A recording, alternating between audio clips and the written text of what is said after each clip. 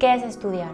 Algunos autores lo han definido como que estudiar es ejercitar el entendimiento para alcanzar o comprender algo. Otros también hablan de aplicar la inteligencia para aprender. En cualquier caso, el aprendizaje a través del estudio sería pues cuando nos ponemos por la tarde después del colegio, después del instituto, a generar todos esos conocimientos que tenemos que coger de las diferentes asignaturas y en un momento dado plasmarlo en un examen. Para nuestros niños a veces estudiar puede ser algo bastante costoso, que no le motive, que no le guste. Quizás es porque no estén utilizando las técnicas de estudio apropiadas. Hoy vamos a ver desde lo más general hasta lo más específico. Vamos a ver las técnicas de estudio desde lo más general a lo más específico. Lo más general sería como los prerequisitos que hay antes de estudiar.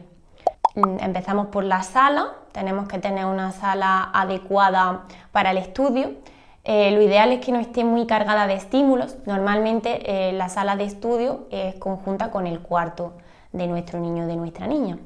Pues bien, no pasa nada, podemos tener un cuarto decorado, pero sí que es cierto que la zona de estudio sí puede ser que sea aparte del cuarto mejor, porque seguramente en el cuarto tenga elementos de juego, tenga elementos distractorios, ¿no? Entonces, lo primero de todo, vamos a intentar despejar ese tipo de estímulos.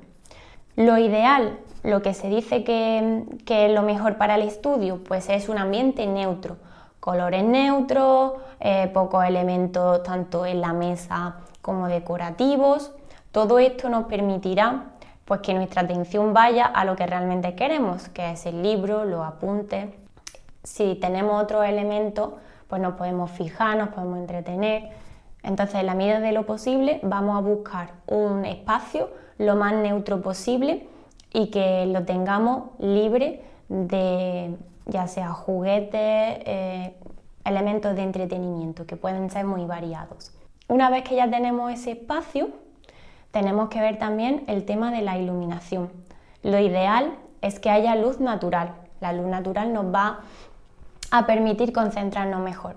Si no la hubiese, pues que sea un sitio luminoso, que tengamos una luz que además se centre en la mesa y que nos permita igualmente el focus en la tarea.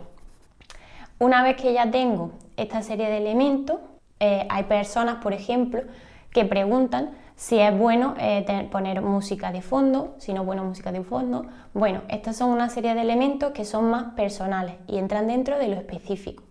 Como he dicho, vamos de lo general a lo concreto. Esto lo abordaremos un poquito más tarde.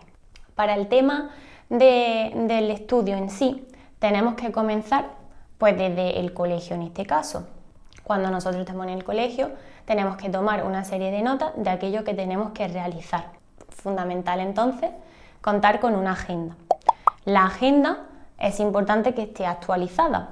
Cuando yo voy al colegio tengo que hacer referencia a mis niños porque al principio serán menos autónomos y esto les permite que cuando vuelvan al colegio nosotros nos pongamos junto con ellos y podamos ver qué tareas son las que tienen pendientes.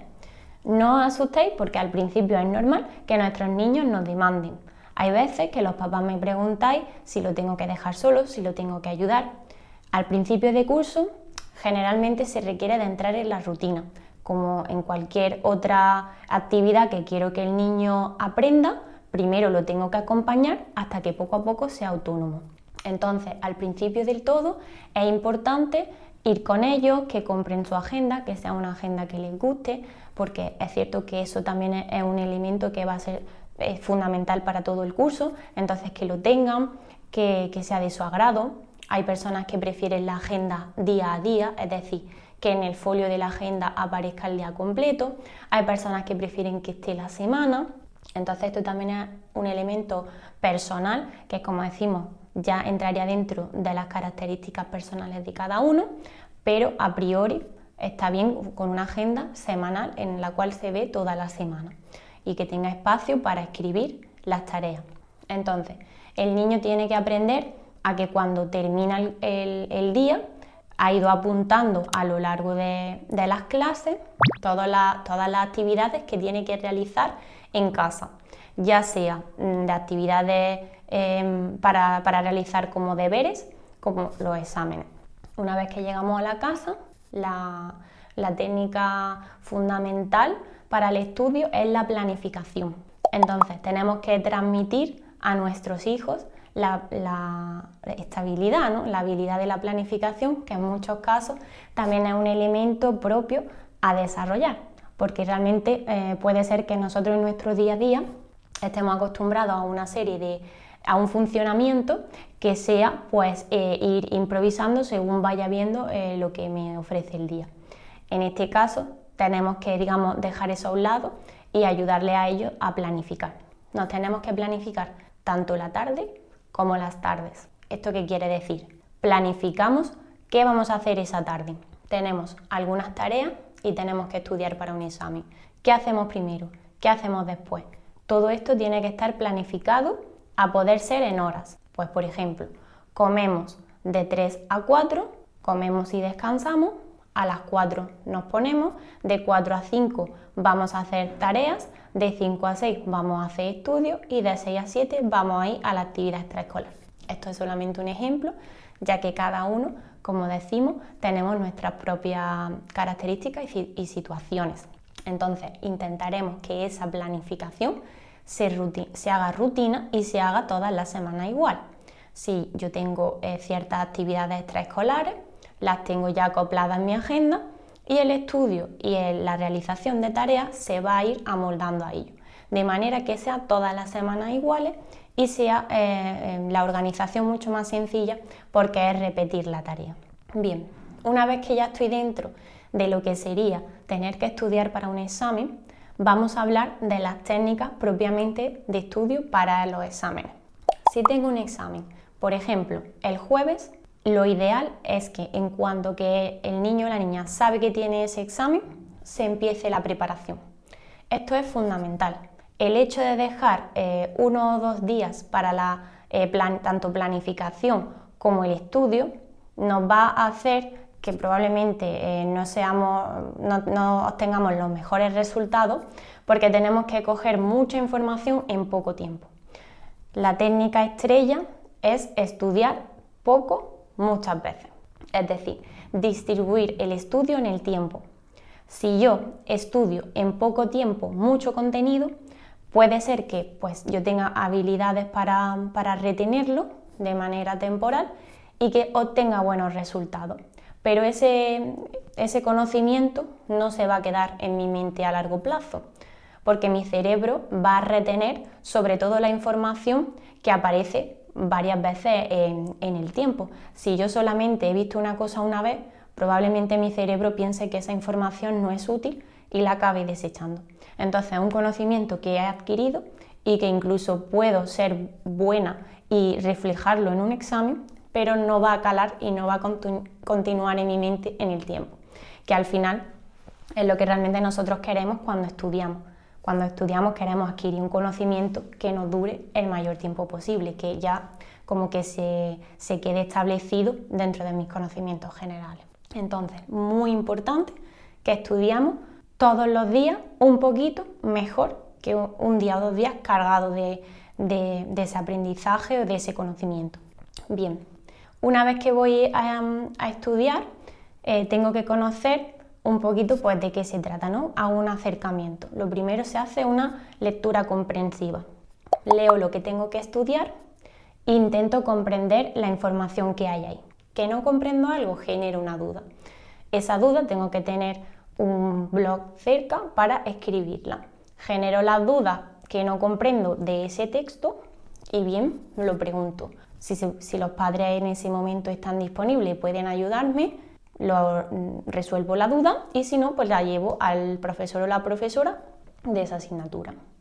Una vez que ya tengo todo el texto leído y comprendido, realizo los ampliamente conocidos esquemas. Los esquemas también son muy personales, es decir, no se trata de coger la técnica como algo generalista en el cual yo simplemente cojo contenido y lo esquematizo, no. Es importante que cada uno coja pues dentro de su habilidad, de su forma de memorizar que le funciona más. Por ejemplo, si tú eres una persona creativa, probablemente te funcione mejor hacer un esquema pero con dibujos y que esté todo hilado a través de dibujos, porque tu creatividad te permite memorizarlo mejor de esa manera.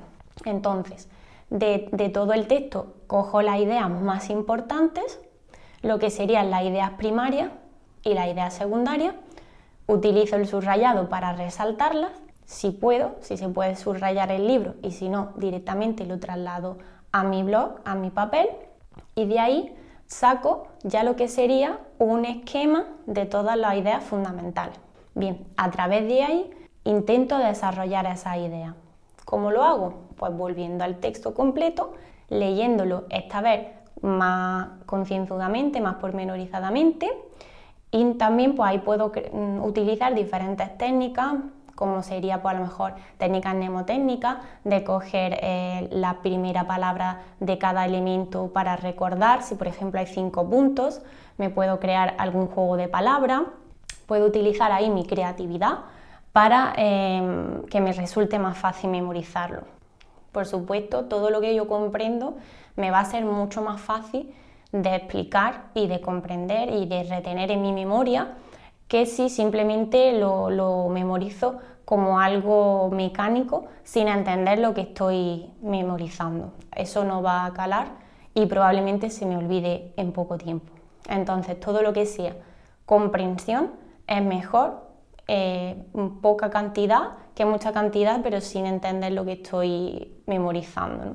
Entonces, una vez que ya tengo hecho mi esquema, que lo leo y lo comprendo y que soy capaz de explicarlo sin mirar el texto, entonces viene otra técnica muy importante, que es la autoevaluación.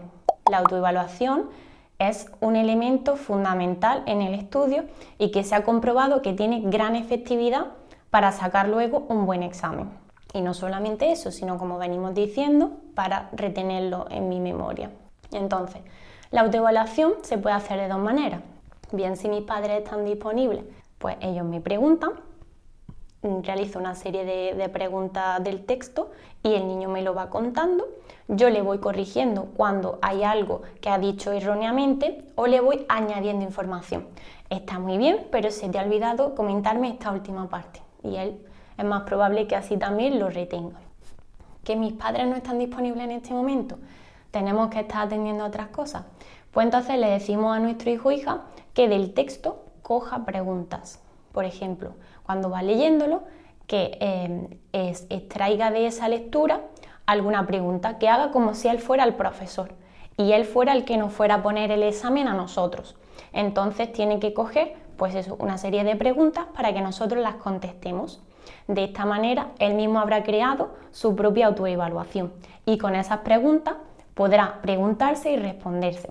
Aquí, en esta parte, sí que es cierto que el niño tiene que tener una autonomía mayor porque tiene que ser capaz tanto de crear o sacar esas preguntas como también de ver si lo que ha respondido está completo o le falta información. Para eso lo ideal es escribirlo, hacer como un simulacro de examen y escribir la respuesta a la pregunta para luego poder corroborarlo con lo que había en el texto completo. Una vez que realizo todo esto, que como os digo, son técnicas que están testadas, que funcionan, tengo que ver la particularidad. La particularidad que, como ya hemos hablado antes, cada uno tiene. Por ejemplo, hay personas que son más creativas, les funcionan los dibujos. Hay personas que son más técnicas y lo que necesitan es sacar palabras y ver palabras, personas más visuales, personas que necesitan a lo mejor escribir para retenerlo, y cada uno va a necesitar pues una serie de características más propias o de perfilar esa herramienta para hacerla suya y que al final sea cada uno quien retiene, pues el que puede generar mejor esa técnica, ¿no? Y perfilarla.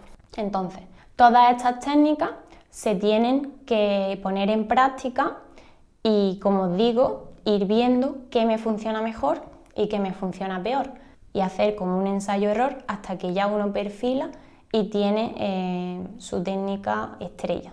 Y así es como lograremos obtener los mejores resultados. Por tanto, y a modo de resumen, ¿cuáles son las técnicas que vamos a utilizar para el estudio? En primer lugar, una sala con elementos neutros y que sea lo más ordenada posible. Por otro lado, la planificación a través de agenda y de incluso un planificador si lo necesito.